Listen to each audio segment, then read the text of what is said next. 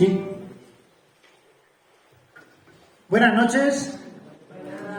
Buenas noches. ¿Estáis bien? Sí. ¿Estáis calentitos? Sí. Bueno. Os doy la bienvenida en nombre de la Asociación Amigos del Carro. Gracias a las autoridades, que veo por aquí también. Tenemos aquí al cronista de Tembleque, Pedro Casas, que agradezco que nos esté grabando. A Julio García Ortiz, de Consola, el cartero, como cariñosamente le conocemos. Y creo que es justicia que le hagamos también un homenaje a él, porque gracias a él encendió la chispa que hoy se traduce en lo que vamos a ver esta noche. Él en su libro de historia habla mucho de Fray Alfonso Lorenzo de Quirós. Fray Alfonso Lorenzo de Quirós nos suena a todos, sobre todo por el tema de la jornada de verano. Fray Quirós. Resumimos un poquito, ¿no? Pues esta noche va a estar con nosotros Fray Quirós. El hilo conductor de esta jornada va a ser la Carta Puebla. A Turleque se le otorga Carta Puebla el 6 de enero de 1248, hace 775 años. ¿Tiene algo que ver la Carta Puebla con la fundación de esta villa? En nuestro caso, no. Hay constancia de que Turleque existe desde 1186. La orden ya cobraba diezmos de este pueblo. El primer estrato de población que había aquí, según el historiador Fernando Jiménez de Gregorio, era mozárabe. Mozárabe son los arabizados. Pero no venían del norte. Estos arabizados venían del sur. Huían del fundamentalismo almohade. No solo cristianos, también huyeron de aquel fundamentalismo los judíos. Y se asientan aquí, de la mano de Alfonso VII. En 1195, como veis unos años después, Alfonso VIII, el de las Navas de Tolosa, pierde una de sus plazas más importantes, Alarcos. Otra vez tenemos la frontera aquí, en Consuegra. La Orden de San Juan se encarga de controlar esa frontera contra los almohades. Hasta que en 1212 la frontera definitivamente se baja más allá de Despenaperros. Las Navas de Tolosa, ahora sí, Alfonso VIII consigue la reconquista. Pues bien, en esa época, entre comillas, de paz y de tranquilidad, es cuando, no solo Turleque, sino más pueblos, todos los pueblos de la Orden de San Juan, van obteniendo sus cartas pueblas. Aquí fue en 1248. ¿Tiene algo que ver con el título de villa? No. El título de villa vino después, en 1751. ¿Y qué es la Carta Puebla? La Carta Puebla es un documento a través del cual, o mediante el cual, se establecen las normas y los privilegios con los que se han de elegir los primeros pobladores para asentar población en esa época, digamos, de la Reconquista y la repoblación de las zonas que estaban abandonadas. En el caso de la que vamos a leer, habla de que había 60 personas viviendo y 15 atemplantes. Atemplantes eran personas que vivían de una forma temporal, por lo cual había unas 75 personas. Ahí se establecen unos privilegios, unas exenciones para que no pagaran impuestos en San Miguel. La orden se reservaba el derecho de hacer, digamos, y la obligación de construir la iglesia y el horno de pan, como veremos ahí. Y nos dirán que si alguno de los vecinos hace un horno y cuece, y se da la competencia a la orden de San Juan, en el horno, ese horno multa y se lo derriban. El fuero, las normas más importantes, el fuero se regiría por el fuero de Consuegra, que es similar al de Cuenca. Volvemos otra vez a Alfonso VIII. Uno de los reyes que quizá pasan desapercibidos, pero fue probablemente el rey que establece la unión de lo que sería España, Alfonso VIII. Cuando se hace la Carta Puebla, en Turleque, el rey de Castilla y León ya no es Alfonso VIII, es Fernando III. Fernando III lo conocemos como Fernando III el Santo. Pero si os digo que es el padre de Alfonso X el Sabio, por lo menos Alfonso X el Sabio, pues con lo cual, si hacemos en ese contexto, estamos hablando un poco de las tres culturas, esa idea romántica de las tres culturas. La Carta Puebla, lo vamos a ver, digamos, dos imágenes antagónicas, el cristiano y el judío, que nos van a presentar esa Carta Puebla. ¿De acuerdo? Bueno, esto en cuanto a la carta al pueblo. Después, como la noche no nos acompaña para ir por la calle a hacer la ruta que habitualmente solemos hacer en verano, lo vamos a hacer aquí. Primero porque estamos más calientes y segundo porque estamos sentados. Y se está mejor. ¿De acuerdo? Nos van a acompañar, como veis ahí, un dúo muy bonito de cello y violín.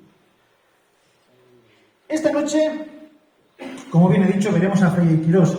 Hoy sí lo vamos a ver. Va a estar aquí. Veremos también una nodriza. Todos tenemos el concepto de nodriza. Cuando hablamos de nodriza, nos acordamos de Celaya, de las pasiegas. A casi todos se nos viene ese nombre, pues, ¿no? En el siglo XVIII las nodrizas no eran del Pas, ni eran de Cantabria, ni mucho menos. Eran de La Mancha, del campo de San Juan. Aquí veremos una de ellas. Concretamente, la nodriza que amamantó a Fernando VI. Fernando VI fue el que firmó el título de villa, ahora sí, de Turleque. Y ese rollo que está a escasos metros de aquí era el símbolo de Turleque como es villa. Sin esa nodriza no se hubiese criado a Fernando VI. Y sin Fernando VI no hay título de villa. Ni habría rollo ni Turleque lo sería. Quizá otro rey. Nos contarán un cuento también. Un cuento satírico, probablemente. Al principio del siglo XIX era muy común, los diarios satíricos se metían mucho con la Iglesia. Pero también tiene una moraleja. No se debe nunca hablar mal de nadie. En los pueblos, bueno, en este país tenemos un poco el deporte nacional de hablar mal siempre de algo. Lo vemos en la periodista, lo vemos en la tele, lo leemos en los periódicos. Si lo haces bien, hablo mal de ti. Si lo haces mal, hablo mal de ti. Si lo haces regular, hablo mal de ti. El caso es hablar mal. Pero hay una moraleja. No hay que hablar nunca mal de nadie. Incluso del diablo. Fijaos lo que os digo. ¿Ustedes son felices? ¿Seguro? Hay mucha gente que dice que es feliz. ¿Y cuál es la clave de la felicidad? ¿Por qué? Unos dicen conformarse con lo que tienen. Otros dirán, pues no, yo quiero más. Yo soy feliz teniendo mucho más. Quien tenga la clave de la felicidad, que tire la primera piedra. Esta noche quizá aprendamos esa clave de la felicidad. Sin más preámbulos, vamos a empezar con este acto que gustosamente llamamos Carta Puebla, el 775 aniversario de la Carta Puebla, de ese documento, digamos, de ese inicio de la historia que es nuestro pueblo. Por favor, guarden silencio, porque tenemos muy mala memoria y puede que se nos olvide lo que tenemos que decir. No nos queremos desconcentrar. Muchas gracias y disfruten de la noche.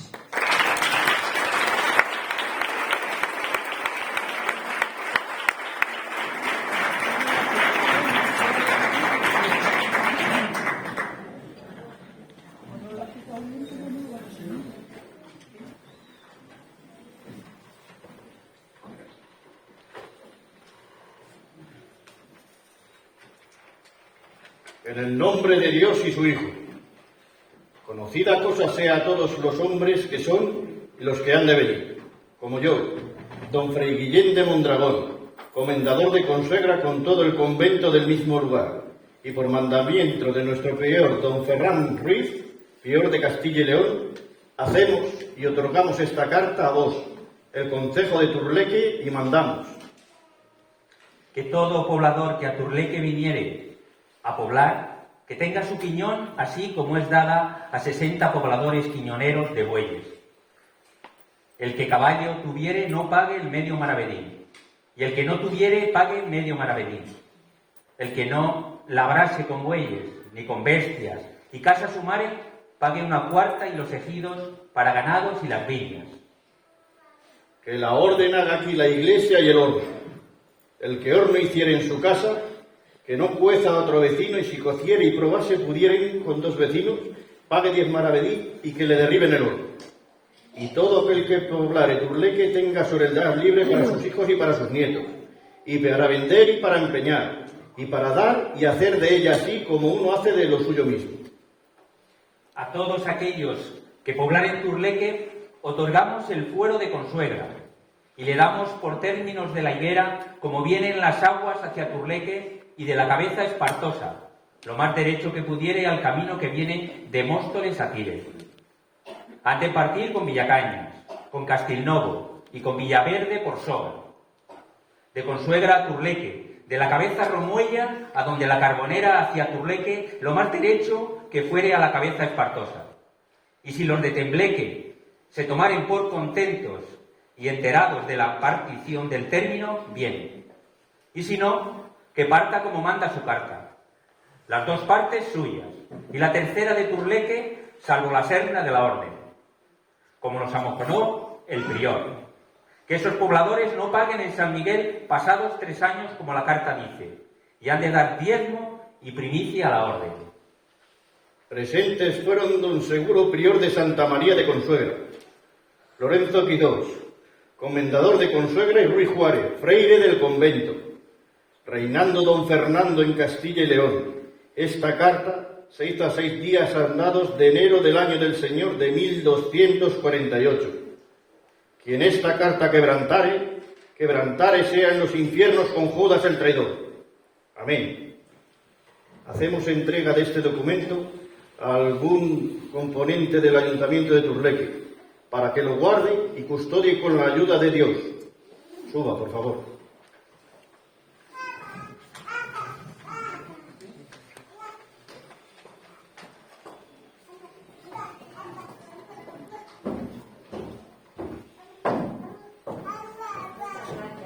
Yo, como tu pequeña, guardaré esa carta y haré cumplir lo que vos ponéis en ella.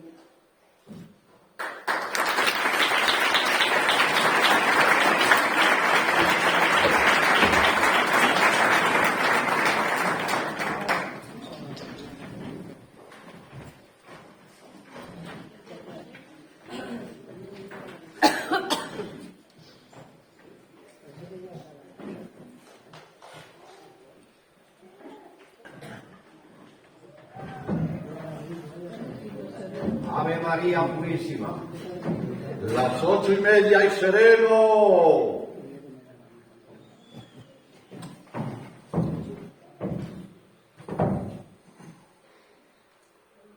¿Y ustedes qué es lo que hacen aquí? Si es que se puede saber. Buenas noches. Somos los serenos de esta villa y estamos aquí para servirles. ¿Se les ofrece algo? ¿Necesitan alguna cosa? Avisamos a la tía partera si hay alguien de parto. O al cura, si necesita la extramución. Nosotros guardamos las calles y todos sus secretos. Al alba, despedimos a los arrieros. ¡Buen viaje lleven! Pronto nos veremos. Ay, el invierno se hace duro. La escarcha cala nuestros viejos huesos. Anda, compañero, échales un cantar.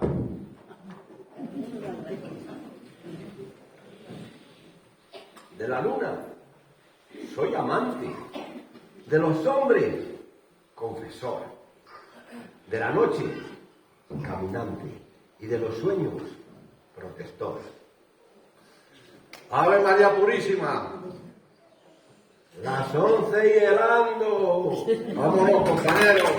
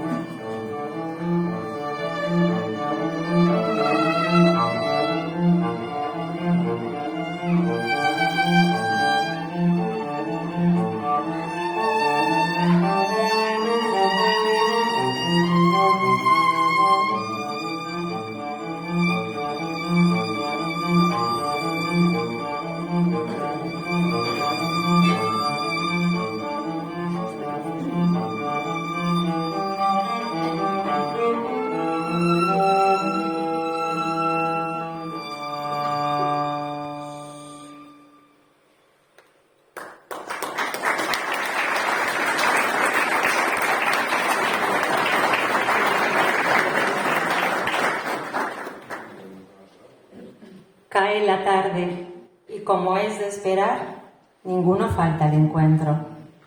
Encuentros llenos de angustias y esperanzas. Él, judío. Ella, cristiana vieja. Amor imposible en tiempos imposibles. Desde que se conocieron, su vida ha sido un continuo sobresalto. Su único delito, amarse. Se dan fuerzas mutuamente para seguir luchando, para seguir salvando los obstáculos que se interponen entre ellos, pero ¿hasta cuándo?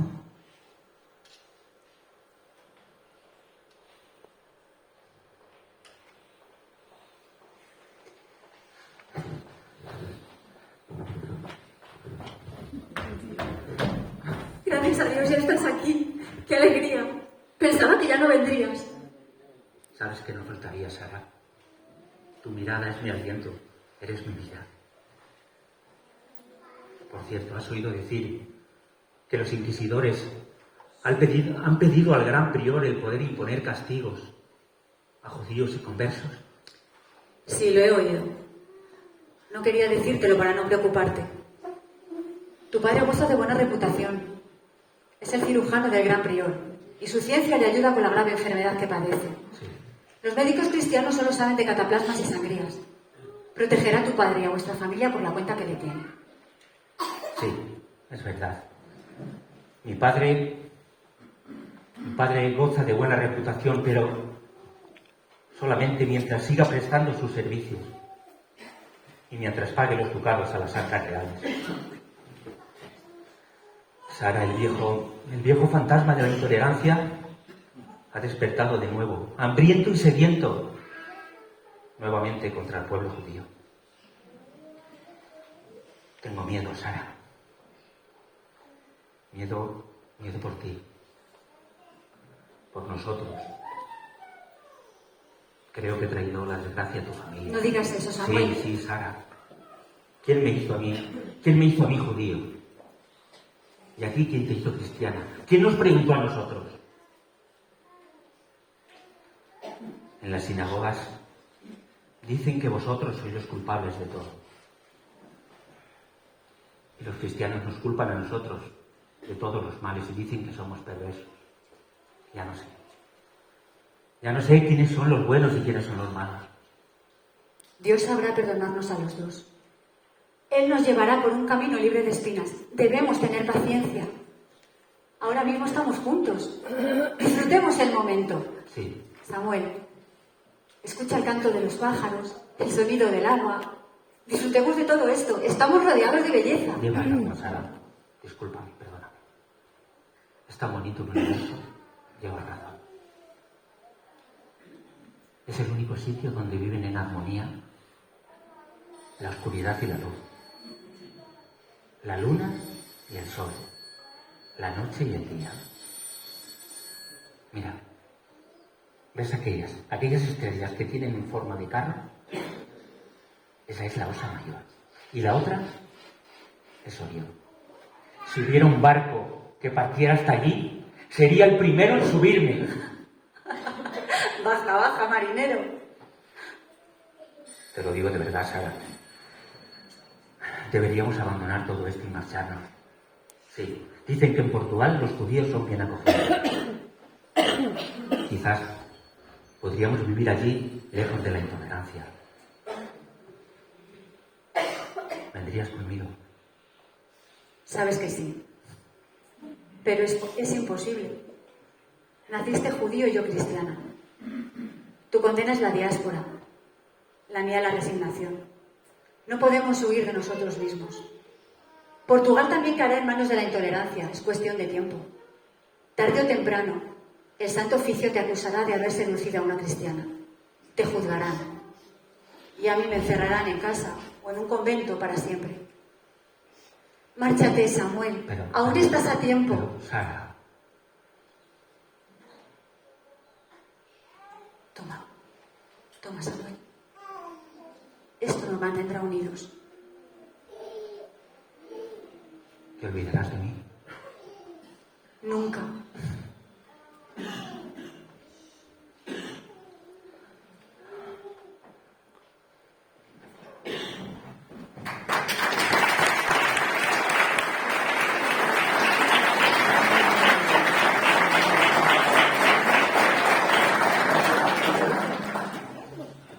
España, nación peregrina, secularmente andariega, tuvo como la historia de su caballería una provincia andante, una provincia hebrea con una tradición tan honda, trágica y humana como pueden serlo Castilla, Andalucía o Galicia.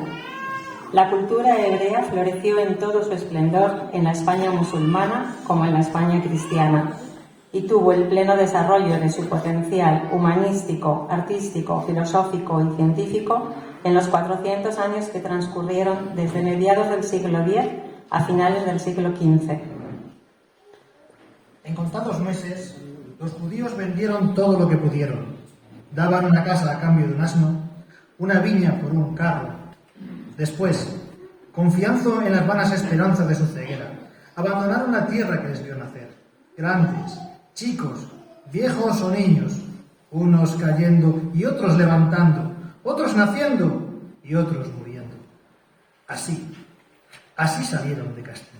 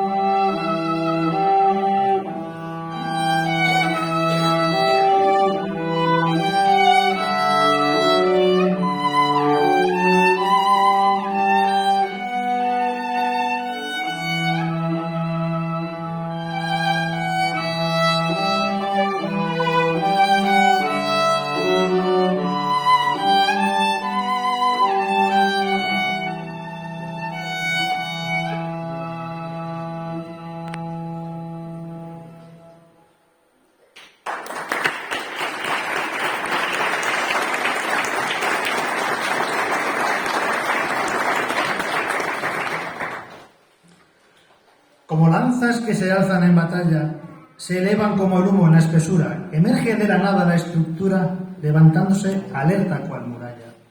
Gemelas son, idénticas en talla, mástiles de ingenio y desmesura. Si con nacer retaron la llanura, humillan hoy al sol y el viento calla. Mas en la noche oscura, vuestro anhelo, cual torres de Babel, el cielo apresa. Queréis soñar, queréis alzar el vuelo. ¿Acaso no es utópica la empresa de querer alcanzar el azul cielo? ¿Acaso no es el cielo quien nos besa?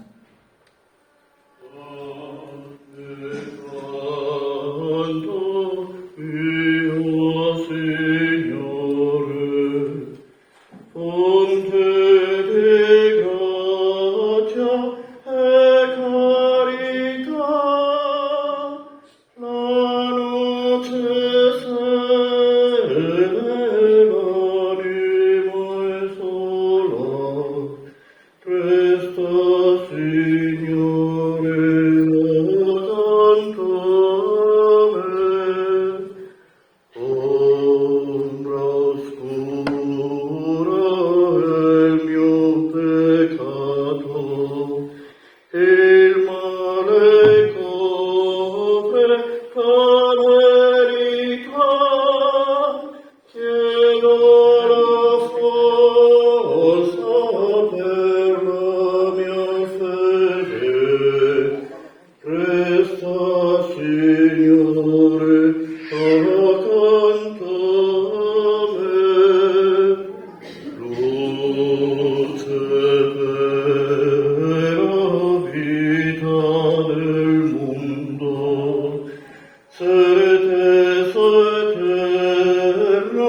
diferenza, mia speranza, mia salvezza, resta, Signore, accanto a me. Bienvenidos a la casa de Dios. He de confesar que me llenó de gozo la noticia de mi nuevo destino. Después de ser el administrador del Pozo de la Nieve en Consuegra, los turlequeños necesitaban a alguien con peso específico dentro del priorato. Y aquí estoy, frente a ustedes. Soy Fray Alfonso Lorenzo de Quirós, párroco del hábito de San Juan. La gente vivía en paz, centrada en sus labores sin olvidarse de sus obligaciones con el Creador. La iglesia parroquial que encontré a mi llegada contaba con una nueva capilla mayor de fábrica reciente. Pero de pronto, como si de una maldición se tratara, se abrieron unas grietas que amenazaban la ruina. El mal estado del edificio, el aumento de la población y la insistencia de mis feligreses provocaron que solicitase Su Alteza Real, el infante don Gabriel, la inmediata restauración, o lo que sería más aconsejable en mi juicio, la construcción de un nuevo templo. Los turlequeños nos comprometimos a aportar el transporte y la mano de obra para la construcción. Pronto tuve respuesta a mi insistencia. El ilustre arquitecto don Juan de Villanueva llega a Turleque para evaluar los daños.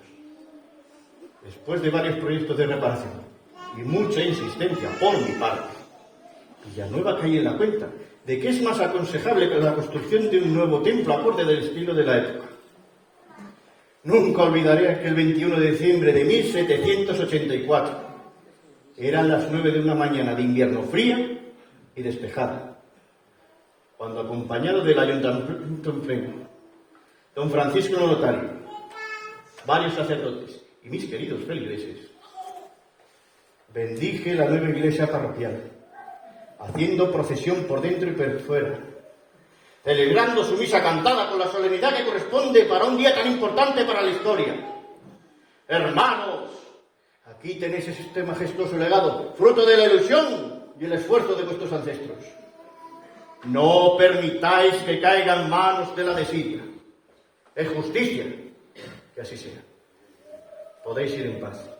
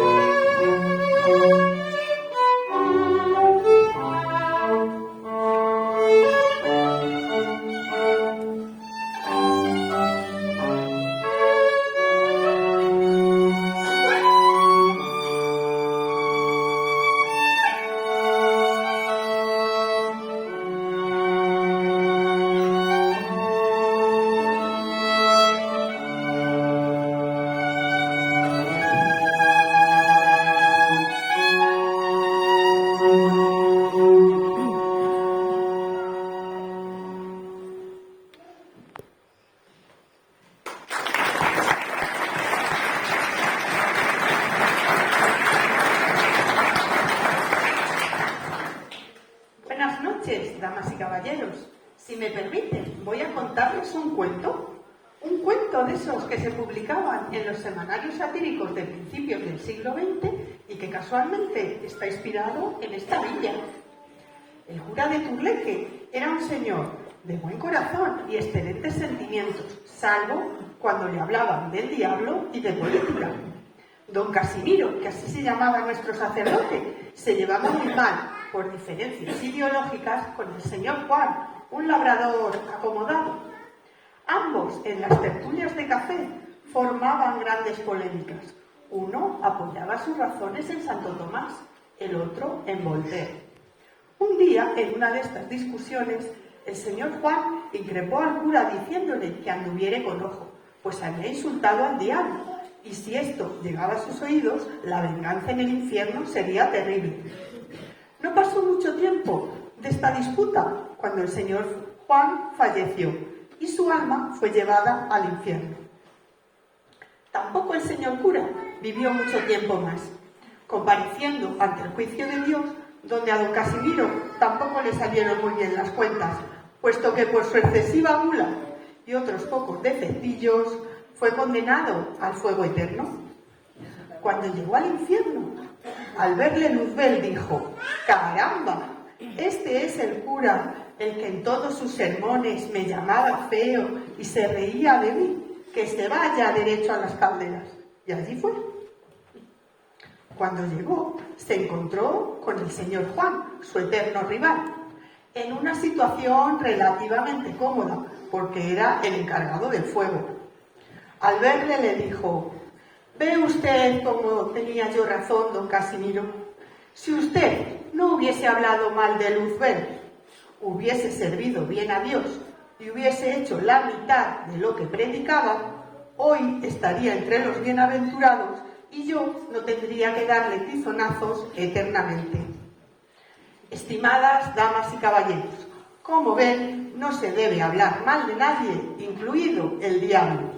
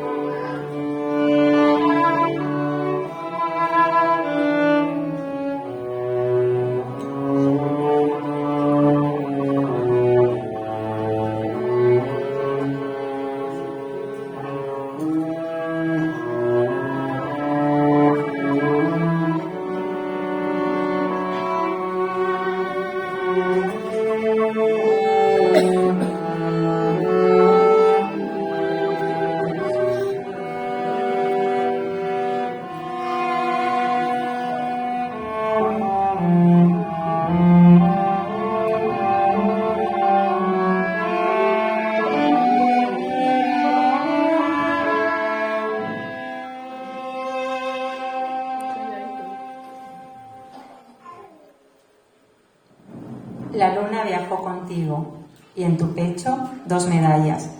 El San Roque es por tu padre, y Valvanuz cerca del alma. La Virgen de los Pasiegos, la que siempre nos ampara, desde el norte hasta el sur, de la cabaña a la plaza, del monte a la catedral, del Pisueño hasta la Alhambra, que ya eres ama de cría, y crías de buena gana a este pequeño andaluz que te mira mientras mama. Jugo de teta pasiega que derramas por España, calmando hambres de niños que lloran por las mañanas.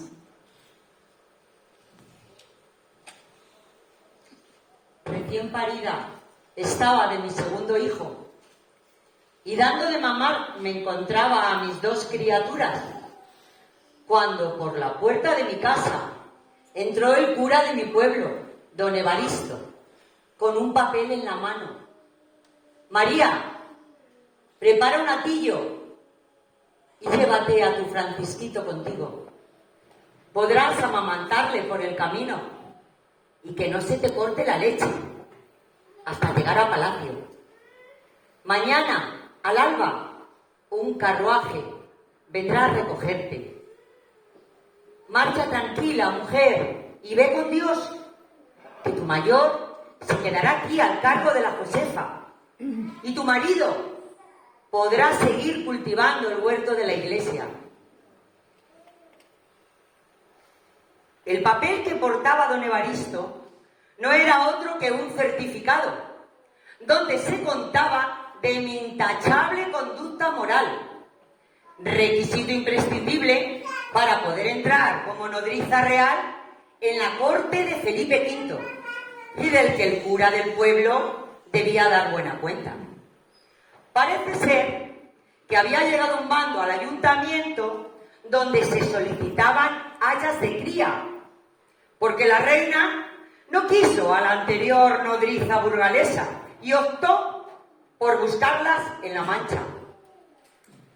Andábamos un poco escasos y un nuevo sostén familiar con una segunda boca que alimentar ahora animó al cura a presentarme como candidata. Así fue como me gané el título de Doña María Díaz Romero, original de Madridejos, porque amamanté durante 3 años, hasta el destete, al futuro rey Fernando VI. También conseguí la hidalguía para mi marido y mi descendencia. Tenía yo la edad máxima que se requería para este oficio, 26 años, pero como soy robusta, he gozado siempre de buena salud, soy cristiana y ni mi marido ni yo hemos padecido enfermedad alguna de la piel. Fui escogida por la reina antes de su fallecimiento, pero con 1000 pegas, por culpa de su camarera mayor, una francesa que no quería nodrizas manchegas, porque decía que nuestros pechos eran como nuestra tierra, áridos y hostiles. En boca de todos andaba mi buena reputación, dejando claro que yo no había amamantado a hijos ajenos, solo a los míos propios.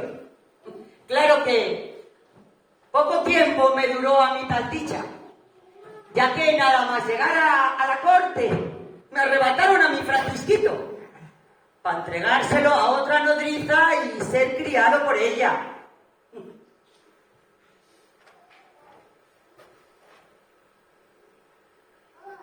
Por aquel entonces, las nodrizas gozábamos de privilegios, se nos cuidaba bien, ya que no debíamos enfermar, estando siempre sanas y lustrosas.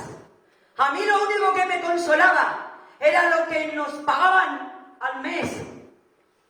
Algunas gallinas, 4 libras de carne, 2 de fruta, 3 panes, un pedazo de tocino, carbón, pimienta, azafrán y 100 ducados. Suficiente para mandar a mi casa y que los míos no pasaran penurias.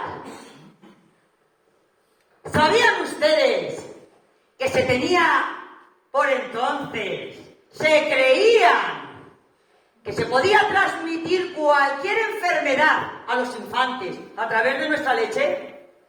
Cosas de los pensamientos y de las cabezas. 7 meses llevaba yo en la corte, cuando el rey Felipe V se desposó tras enviudar. Y la nueva reina italiana, ¡ay, la italiana! La Farnesio se dedicó solo a prestar atención a su propia prole, dejando apartados a mi cargo al infante y a su hermano. Pero si algo bueno hizo esta nueva reina, fue que echó de España a la camarera a la francesita, esa malparía, amargada y sin descendencia, que nos había hecho la vida imposible a las manchegas dentro de palacio. Nodrizas reales se nos llamó, y orgullosa estaba yo en el papel que la historia me brindó.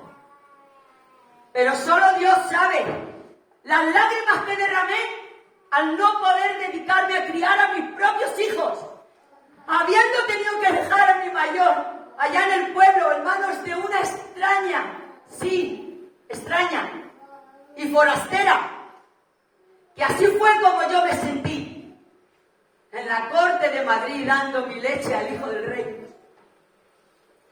Pero ahora ya, en el declive de mi vejez, muchas tardes pienso que tal vez el nuevo rey de España, Fernando VI, apodado el prudente y el justo, quizás fue llamado así gracias al cariño, a la leche y a los desvelos que esta humilde manchega supo darle.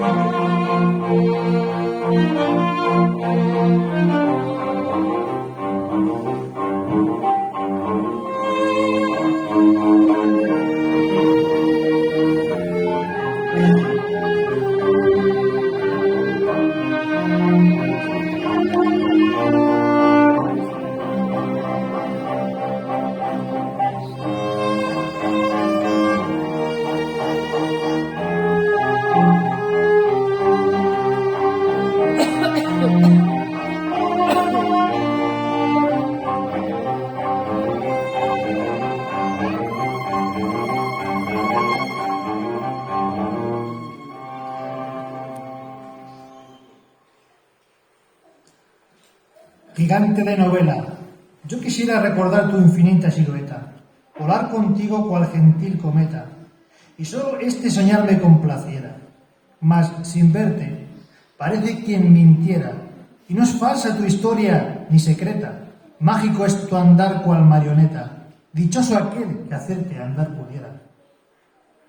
¿Acaso fue la magia de Frestón la que rozó tus aspas incesante? ¿Acaso eres molino o ilusión? Quisiera ser tu mago gobernante, sabiendo que tu blanco corazón ya no es de molino, lo es de gigante. Aún recuerdo que siendo un mozambete, por una desaveniencia, me vi obligado a tirarme al monte. No tenía nada. Encontré cobijo en la partida de don Lucio, el cura del Cabón, un hombre muy chiquitito, bizarro, que no paraba de gritar con mucha bravura: ¡viva la religión! ¡Viva la Virgen! ¡Viva don Carlos! Porque iban todos. Decía yo, a mí qué más me da. Si ellos me salvaron de jueces y escribanos, faciosos, nos llamaban por donde íbamos, nos tenían miedo, terror, no era para menos. Eran muchas las que teníamos que hacer para buscarnos el sustento. También conviví con los Juanillones. Conocí a Bernardo Moraleda, el cabrerillo. Ellos tuvieron peor suerte que yo. Unos murieron en el garrote y otros en la cárcel. Aquellos lobos de monte Me encontraron un trabajo de mozo de cuadra en una de las ventas por donde íbamos. Me dieron un nuevo nombre, una nueva familia.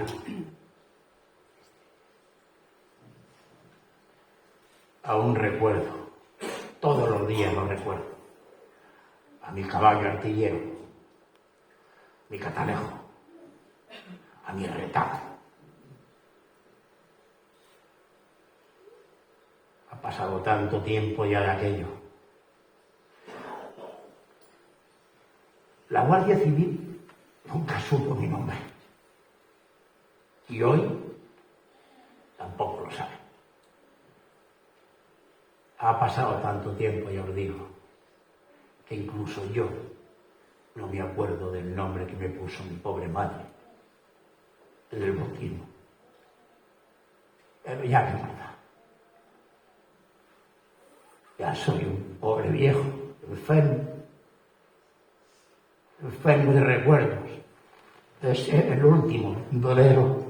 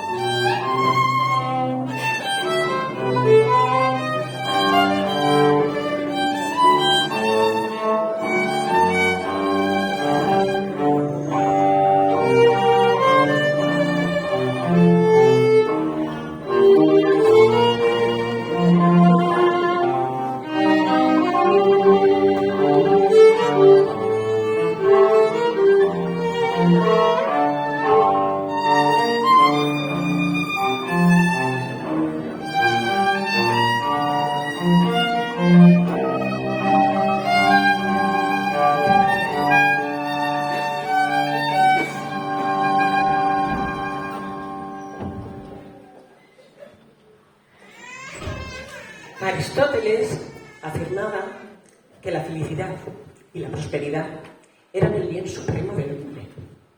Para el sabio, la felicidad es la ignorancia. Para el enfermo, la felicidad es la salud. Si se es pobre, la riqueza. Y si se es rico, tal vez la pobreza. ¿Y ustedes son felices? No me negarán que todos buscamos la felicidad. Todos queremos ser felices. Pero, ¿sabemos qué es la felicidad? ¿Qué es ser feliz? ¿Y cómo ser feliz? De la felicidad solamente puede hablar el ego. Y si alguna vez hemos saboreado la felicidad, probablemente, sin ser consciente de ello, haya sido en el pasado. Porque en el presente perdemos demasiado tiempo buscándola. Y el futuro aún no está escrito. Si hubiera un mercado de la felicidad, todos iríamos corriendo a buscar las ofertas de emociones, de sensaciones, de sentimientos, de juicios y de prejuicios. Pero esto se queda en un anhelo. En fin, háganme caso. Olvídense de la felicidad. Vivirán mejor y serán más felices.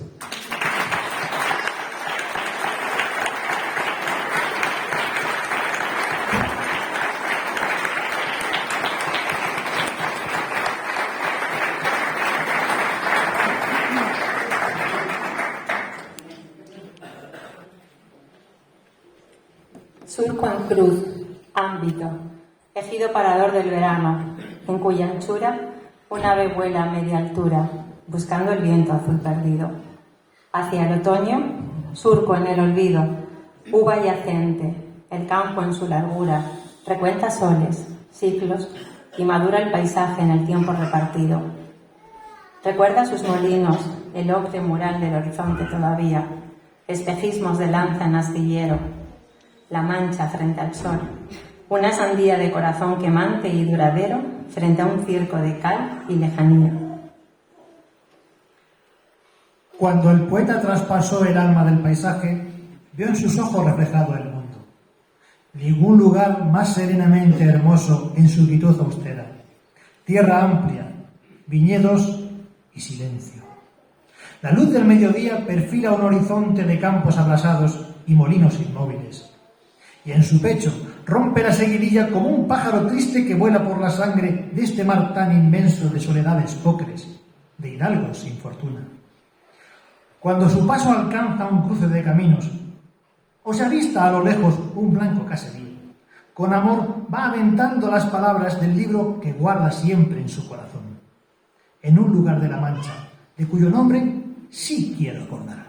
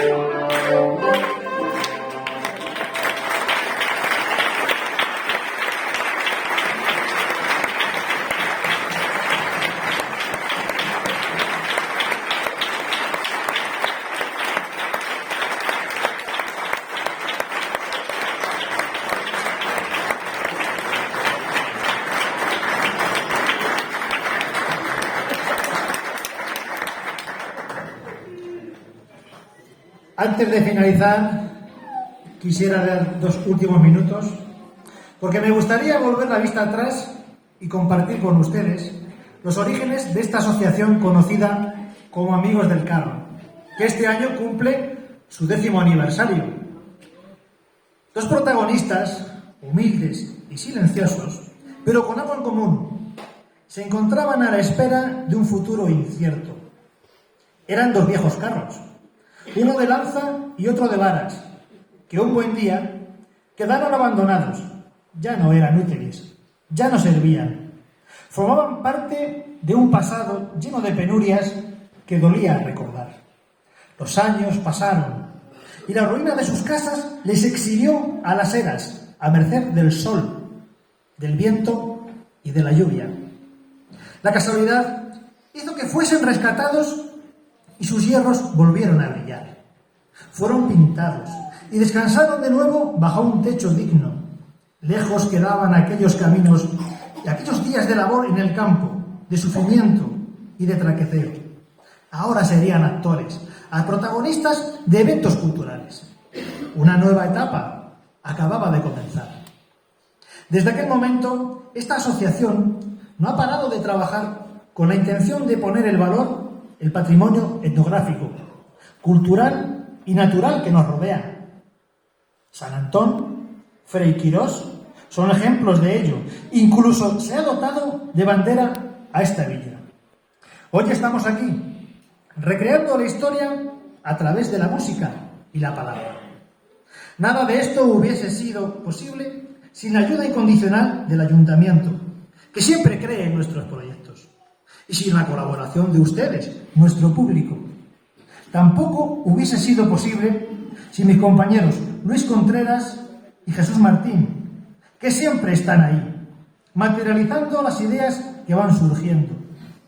Alfonso Ramos, nuestro Fray Quirós, es justicia que así sea. Juan y Eloy, la elegancia de uno y la capacidad de improvisación del otro, mantienen siempre viva la máquina del tiempo. Un tiempo efímero que convierte en historia los actos del presente. Merce y Encarna pertenecen a esa generación que, sin saberlo, fueron para los que somos un poco más jóvenes, solo un poco, el espejo cultural en el que nos queríamos reflejar. Hoy nos han dado una lección de vida. No se debe hablar mal de nadie, incluido el diablo. Y como decíamos al principio, la clave de la felicidad, que seamos felices sin necesidad de buscarla. Cristina, ahí enfrente, narrando, creando y pariendo con su pluma a una nodriza que bien podría ser la antepasada de alguno de ustedes. Marisa, nuestra eterna hechicera. Hoy cristiana, ayer tía Rosa, mañana Dios dirá, pero siempre llenando la escena de luz y arte. Esther, voz arrolladora, una pieza que encaja en cualquier escenario, ya sea en la calle o en un cortometraje. En su vocación tardía siempre será ayesa. Carlos, el judío errante, un hombre de gran corazón, en lo real y en lo ficticio. Siempre está dispuesto a compartir su experiencia, a ayudarnos y a enriquecernos. Perico, el viejo cantero de piel curtida en sueños y corazón de bandolero. Daniel y Natalia, que nos han enriquecido con su juventud y que hacen una excelente labor en escena y también como coordinadores.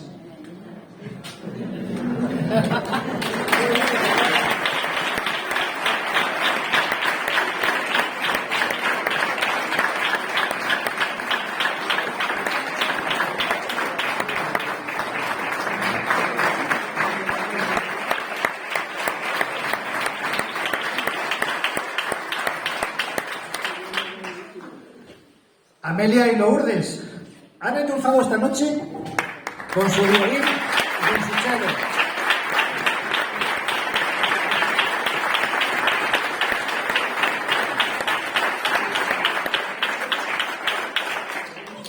Y por último, un humilde servidor, que simplemente escribe para dejar constancia de que existe y que intenta construir un gran molino con los ladrillos del pensamiento. Un molino encalado con las emociones, que mueve sus aspas para poner versos entre sones y gentes. Un molino lleno de aromas inesperados a música, historia y poesía. Por tanto, concluyo. Palabra, ligera pluma, que derramas tu tinta en letras que se sublevan en estrofas. Estrofas con sabor a historia. Estrofas con sabor a recuerdos. Estrofas con sabor a pueblo. Estrofas con sabor a Turleque, nuestra villa. Y ahora sí, como diría nuestro Fray Alfonso, podéis ir en paz.